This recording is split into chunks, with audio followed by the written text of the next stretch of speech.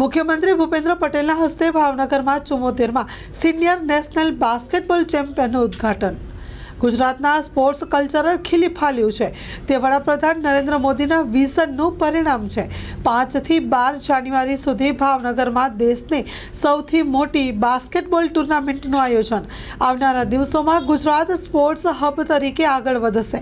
ગુજરાતમાં દેશના વિવિધ ફેડરેશનો સાથે મંત્રણા કરી અનેક રમતોનું આયોજન કરાશે।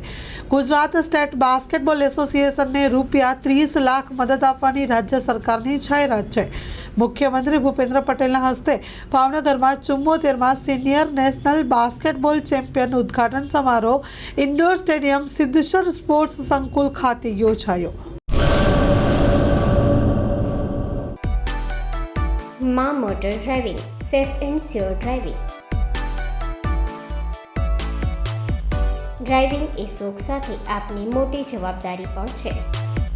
અમારા ઇન્સ્ટ્રક્ટર દ્વારા સચોટ અને સરળ માર્ગદર્શન। આપની રોજની તાલીમની માહિતી મેળવીને શું અધુરાશ છે એના ઉપર પૂરું ફોકસ કરાય છે।